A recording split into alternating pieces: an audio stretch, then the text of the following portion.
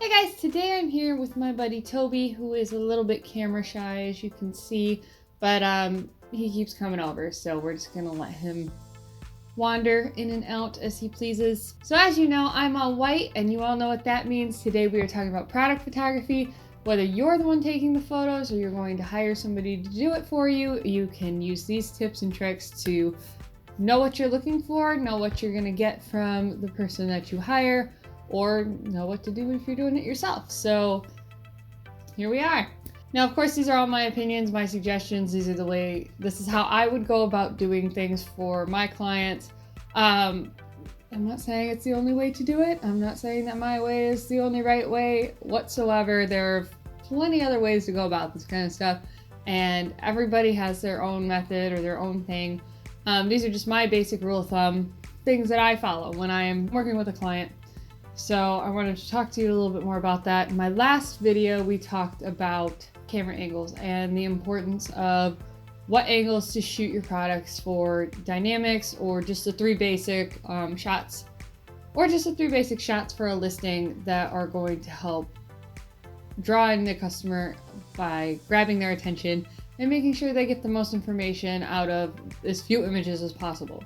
Now, if you're interested in having a fourth image, which would be a lifestyle image, and granted, you don't have to do those three images and your fourth one has to be a lifestyle image. You can put them on there however you want. You can have as many as you want. I'm just saying a good rule of thumb here would be 3 images, like we talked about last time, and then your fourth one being your lifestyle. Lifestyle images, I think, are great just for the sheer fact that they show the product in action and they help target your demographic that you're looking to sell to. As a product photographer, one of the most helpful things anyone could do for me, any of my clients, is tell me what the demographic is, who is their target audience for their product. So that way I know when I'm doing a lifestyle product, like when I'm doing a lifestyle photo, I know exactly what I'm looking for. Because it would be really odd if, say, your product was a hammer. If you just gave me a hammer and said, hey, go take a lifestyle photo of this in action, I'd be like, okay, cool. First thing that comes to mind would be to put the hammer in the hand of some burly guy and say, hey, go fix something in your house, or out in the garage, or let's go out and do some yard work and, I don't know, tack something up on the shed. Something along those lines, depending on, of course, what kind of hammer it is. The job would be different. But, so I would go off of that. Just first thing that comes to mind would be, hammers are used by men. That's not entirely true. I actually have quite a few hammers that I use on projects all around my house. I'm a very handy person. I fix a lot of my stuff. And I have a whole thing of tools. So I'm not discriminating. I'm not saying women can't have hammers or use them, but just societal norm. First thing that comes to mind is a guy using a hammer. Not discriminating whatsoever. But anyway, my point being, if you have a hammer and your differentiation for your product, this hammer that you have, is that it's lightweight and it has a smaller handle that makes it easier for women to use, just because it's lighter weight. The grip is more fit for their size hands, because typically we have smaller hands than men. Things like that. It would be really weird, be odd for your lifestyle photo to be with your product featured next to or in the hands of a man. It just, Now, a woman's gonna look at that photo, and like I keep saying, your customers shop with their eyes. So they're probably going to look at the picture before they read your description, or look at the picture and read your description and be confused as to why that would fit them as females. So knowing, if you were to tell me that your target audience for this hammer are women, I would know, okay, I need to find a woman to use this in a project that she would do maybe around the home. So what, just hanging up pictures or fixing something small, hanging up. I have a key holder thing that I hung up myself.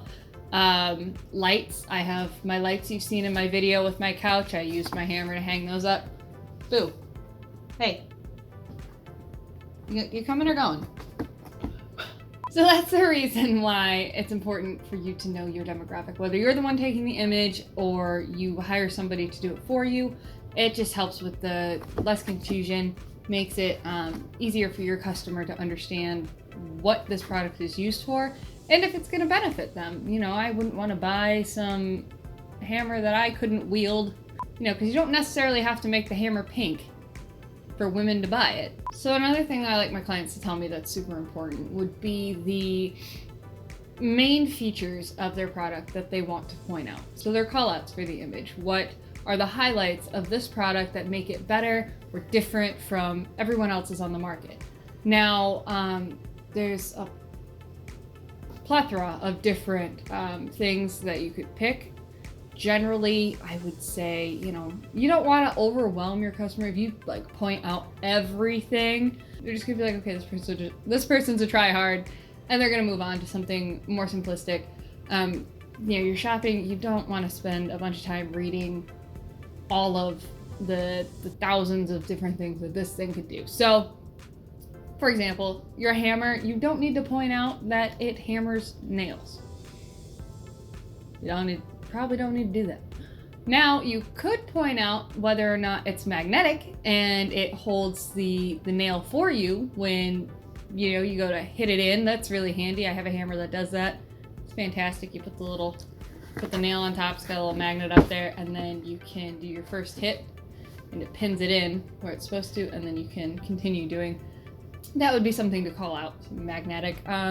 So you would tell your photographer, me or whoever, that that's something you want to call out and focus on. And I would make sure as your photographer to do a macro shot of that particular part of the hammer. Now, if you wanted to say that the grip, you know, was better and it was a comfortable, cushy grip so that you don't get blisters, that's something else that you'd want to call out. So you would tell your photographer, and I would make sure that that was a particular macro shot that I set up and I lit properly to make sure I show that or showcase that in the best possible way. And what's nice about call outs is you put them all on one image. You've probably seen them before when you're looking through on Amazon and you see your measurements, and then you typically will see like an infographic with all the call outs of what each little piece of the product is and what it does that makes it unique. So those are things that are really important to think about and consider, especially if you want to like take your listing photos to the next level over your competition who just did the basic 3 shots that I had talked about in a previous video, which I will link below. It's just something to consider. I mean, you definitely want to make sure that you're a step above the competition. Like I said, people buy with their eyes. You want to make sure you are selling to them in every possible visual way you can. And, you know, if you only have a handful of images to do that, the best way to do it is to consolidate in a very aesthetically pleasing way that people are going to want to look at it. Something that's simple, easy to understand. Bye, Felicia. So that's something I really appreciate when a client tells me, you know, these are the key highlights of my product and, you know, I'd like you to point them out. That's another reason lifestyle photos are super helpful, is because when you have your hammer, we'll stick with that, when you have the hammer in the hand of somebody, the hammer in the hand is worth 2 in the bush. So when you have your hammer in your lifestyle photo, it's really easy to, well, it's easier to see what the size comparison would be. But it is still nice, myself as a consumer, I would like to have some sort of measurement chart to see and compare exactly what's going on. So now that we've gone over some of the basics of shooting, I will definitely be going over some basic editing things. I personally use Lightroom and Photoshop, so I'll debate which one to do the tutorial in for editing and going through. If you have a preference, you know, leave me a comment. Those are the 2 I have. Those are the 2 I'm familiar with. before I make the video. If you have a preference, leave it in the comments below and I will check it out, go through that, and then I'll make the video based off of what you're looking for and what would be more practical and helpful for you, since, you know, these are for you and they're for you to learn and, you know, grow and get the information you need. I'm here to help, so just let me know the best way that I can do that. Thank you so much for joining me. Make sure you hit the subscribe button and hit the bell so that way you know when my next video comes out. Until next time, I hope you have a wonderful day.